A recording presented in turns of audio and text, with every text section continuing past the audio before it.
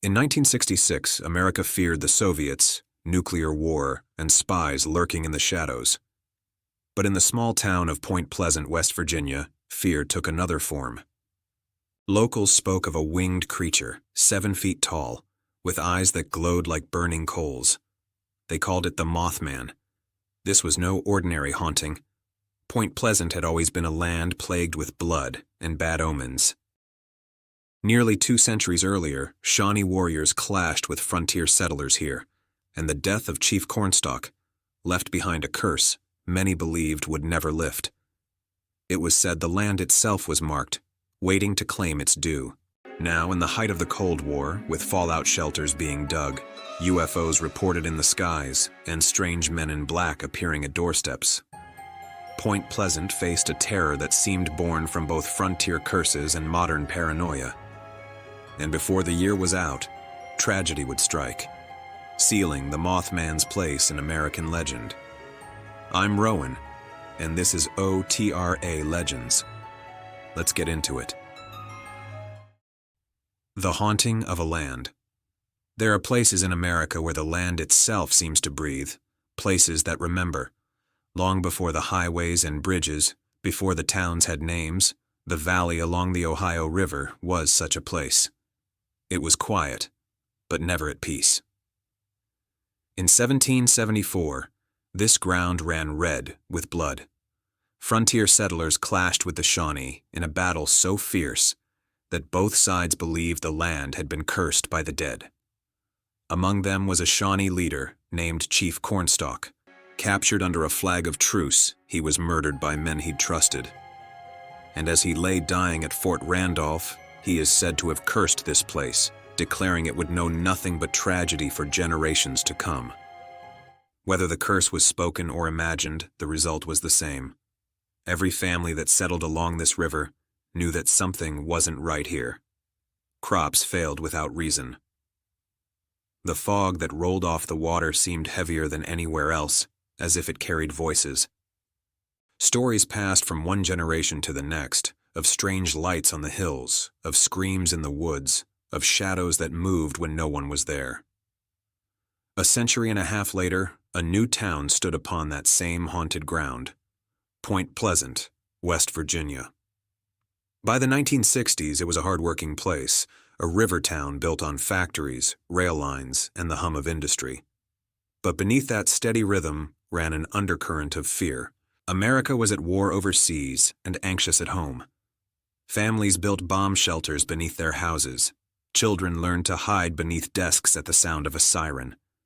The nightly news spoke of assassinations, riots, and UFOs in the sky. It was an age of tension, a decade where anything could happen, and often did. And then, in the fall of 1966, it began. At first, it was just neighbors talking, a strange noise out by the abandoned TNT plant, an eerie red light gliding over the river.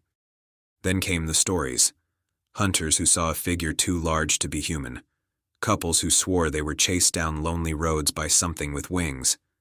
They said its eyes glowed like burning embers, and that when it looked at you, you could feel it. Not in your mind, but in your bones.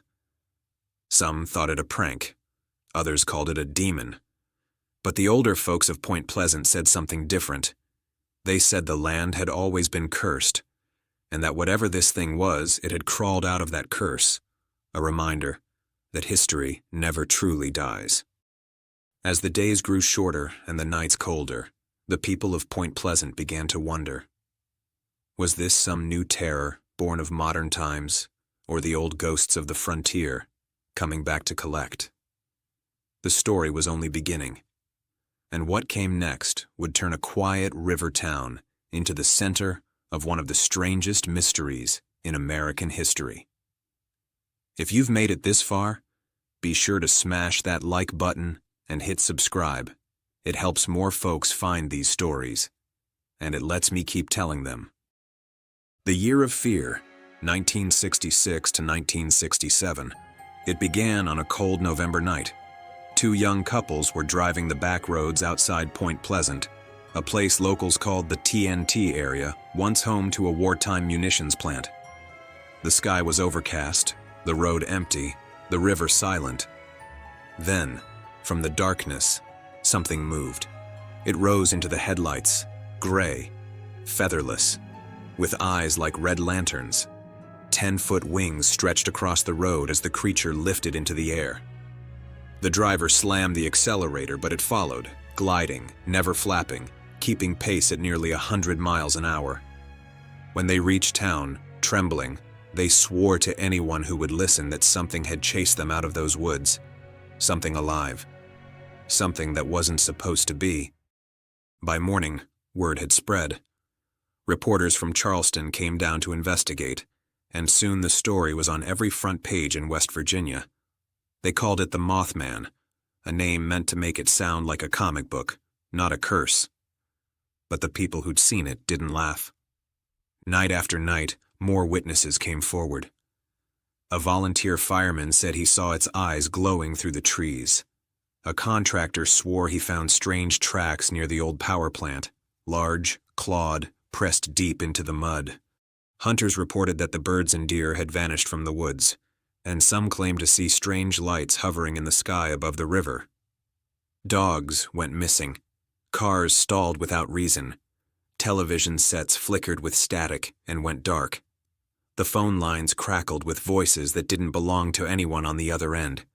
One woman said she could hear a low humming in the walls of her house, like machinery running somewhere deep below the ground. Then came the men in black. They arrived quietly, in cars with out-of-state plates, dressed in dark suits and polished shoes. They spoke politely, but without warmth, asking witnesses about what they'd seen, about who they'd told, about whether they'd written anything down. Their faces were pale, their movements strange, their questions rehearsed. Some locals thought they were government agents investigating UFOs. Others said that they weren't men at all. Fear spread faster than facts. By winter, Point Pleasant was living two lives, one by day, where people worked and smiled as if nothing had changed, and another by night, when headlights swept the back roads and every shadow seemed alive. At the grocery store, folks talked about it in hushed voices, afraid to be overheard. Some carried rifles to bed, others simply prayed. But fear has a way of breeding prophecy. A few began to dream of disaster, floods, fires, collapsing steel. They saw people trapped in the dark, cars sinking into black water. One woman woke crying, saying she'd seen the bridge go down. Another claimed she saw red eyes beneath the river before dawn. The newspapers called it hysteria. Scientists blamed birds, owls, or imagination. But in a year when the world itself seemed to be unraveling, when riots burned cities, when soldiers died in jungles, when even the moon no longer felt out of reach, it didn't take much to believe that something had gone wrong with the world. That Point Pleasant wasn't cursed by ghosts, but by time itself. The sightings continued through the summer, then into fall, and by December, the people of Point Pleasant had learned to live with their fear, until the night when fear finally came true. If you're still here listening, you've already felt it, that quiet pull that keeps you in the dark a little longer. Go ahead and smash that like button, hit subscribe, and let me know in the comments what you think the people of Point Pleasant really saw. Your support keeps these stories alive, and we've still got one more chapter to tell. On December 15th, 1967. A Friday evening. The lights of Christmas lined the shop windows, and traffic filled the Silver Bridge, that narrow stretch of steel that carried life between Point Pleasant and Gallipolis, Ohio. The air was bitter cold, the river dark and still beneath. At 5:04 p.m., a sound was heard, sharp, metallic, like a gunshot. Then came another, and then the bridge moved. For a moment, no one understood what was happening. The structure buckled, twisted, and in seconds, the entire span collapsed into the icy water below. Cars plunged into the river. Headlights vanished beneath the surface. 46 people were gone before anyone could even scream. That night, the town fell silent. Rescuers searched in the dark, pulling twisted steel and shattered glass from the current. Families waited on the banks, staring into the fog, calling names that never answered back.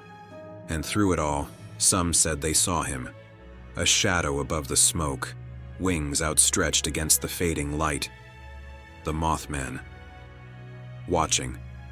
When the sun rose the next morning, the creature was gone. No more red eyes in the sky. No more reports from the TNT plant, as if whatever it had come to do was finished. Engineers would later find the cause, a single failed eye-bar joint, worn thin by time and cold. A flaw in the steel, hidden until the moment it gave way. It was simple, mechanical, explainable, but the people of Point Pleasant didn't see it that way. They remembered the dreams, the warnings, the strange men, the flickering lights, and they could not separate the collapse from the year of fear that came before it. The legend lives on, painted on walls, carved into stone, told around kitchen tables as if it happened yesterday. And maybe it still is, because legends don't just live in books or museums, they live in the places that remember. In the hum of the river, the rust of the bridge, the silence between two heartbeats when the air feels heavy and wrong. They live in the questions we're still afraid to ask. Maybe the Mothman was a monster. Maybe it was a curse born from the blood of a broken land. Or maybe it was something simpler. Every age has its omens, every land its ghosts. In that cold Appalachian winter, when the bridge collapsed and 46 souls were lost, America confronted its own fears. The Mothman wasn't here to destroy, but to remind us that fear, once awakened, never truly dies. I'm Rowan, and this is OTRA Legends. Be sure to check out our playlist, Legends, Folklore, and Scary Stories. Until next time, happy hunting.